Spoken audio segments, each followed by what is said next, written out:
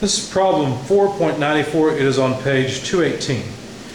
Two transmission belts pass over sheaves welded to an axle supported by bearings B and D. The sheave at A has a radius of 2.5 inches and the sheave at C has a radius of 2 inches. Knowing that the system rotates at a constant rate, determine A, the tension T, B, the reactions at B and D. Assume that the bearing at D does not exert any axial thrust and neglect the weights of the sheaves and axle. Let me draw a schematic of this. It's a three-dimensional problem, really. So I just drew the axle about like they had it. Sheave on one end, sheave somewhere here along the length. You can see that part of the shaft, or, well, you would see that part of the shaft. B is a bearing about here, and D is a bearing out here. So let's label that D and B. And I'm just indicating the bearing with X's. There's an 8-inch span between the left pulley and B, a 6-inch span between B and the next pulley, and finally a 6-inch span between the last pulley and D. Now this pulley over here is the one with the radius of 2.5 inches, and this one over here, which should probably use something better, but I'll just say the radius over here is 2 inches. There is a belt on this side that provides 30 pounds, but the tension on this side is unknown. And that's acting straight down. In fact, if I put a coordinate system on this like they did, they'd put a coordinate system right through B and along the shaft, which is the X direction, Z direction, and Y direction. So I probably shouldn't have done it this way, but I just went ahead and said, well, there must be some BY, BZ forces. I should probably put those at the shaft, but there it is. And then at D, similarly, there must be some DY, DZ force. And we're not interested in a force along the X direction because of the way they stated the problem. And then there's a couple of belts, or a couple of sides to the belt coming off of this larger pulley. There's 24 pounds on one side and 18 pounds on the other. Of course, this must be transmitting power for the tension to be different on the two sides.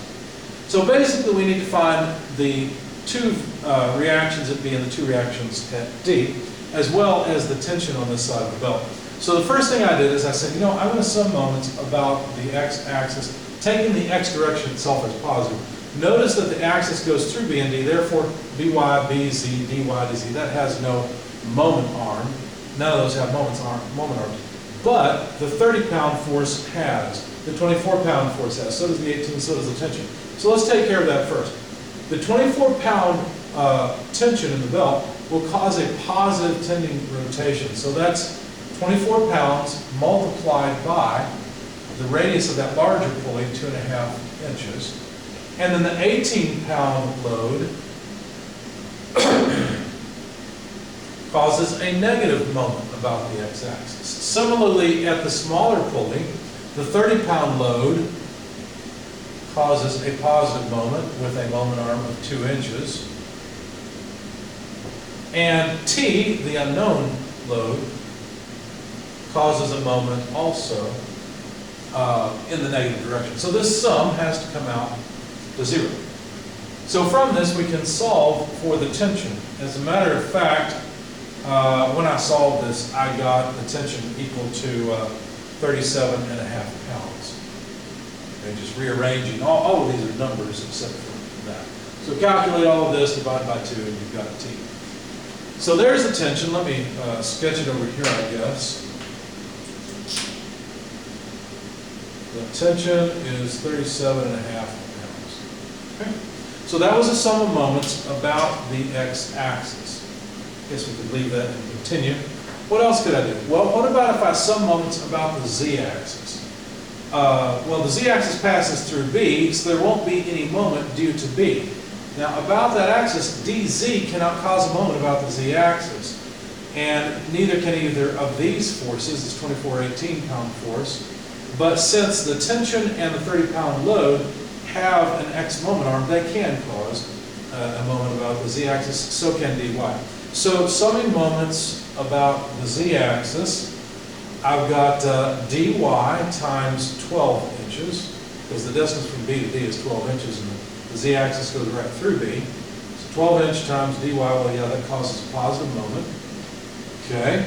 What about the tension and the 30-pound load? Well, both of those cause negative moments. They tend to try and cause rotation opposite the z direction. Now, it doesn't matter that they're out at 2 inches along the z direction. That's okay. What we care about is the moment arm, the 6-inch moment arm between B and the smaller pulley. Both of them cause negative moments, so minus T times 6 inches minus 30 pounds times 6 inches. Anyway, this sum has to come out to 0. This is a pretty simple equation. Solving for dy, we get 6t plus 6 times 30 divided by 12, where we know that t is 37.5 pounds.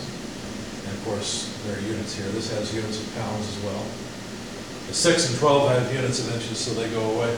This comes out to 33.75 pounds. So there's dy. Let's jot that down.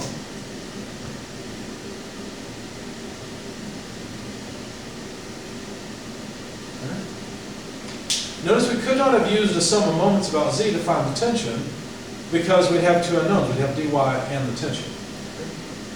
Now I'm going to sum forces in the y direction so that I can get by. So what's in the y direction? Well, we have by, we have dy that we've just solved for, and the tension acts downward, and the 30-pound force acts downward. But that's it. Those are all of the forces in the y direction. Notice that we now know dy/t, and so we can solve for by. Okay? So by from that comes out to also 33.75 pounds. Okay. All right, so that takes care of the vertical or the y direction forces. What about the z direction forces? Notice we've summed moments about x, or about x, we've summed moments about z. Now what about summing moments about y? Let's do that next. So summing moments about the y-axis. Well, let's see, the y-axis, anything that causes rotation this way is positive. It looks like dz causes a negative rotation. So minus dz multiplied by its moment arm, which is a 12-inch moment arm. What else is there? Well, there's these two loads. Notice these two won't cause a moment about y. They're in the negative y direction. So only these loads in the z direction will cause a moment. And it looks like they will cause the same sense moment, and it will be a positive moment. So plus, we need 24 plus 18. It's not the way I wrote it in my notes, but we'll go ahead and do it that way because I'm out of space.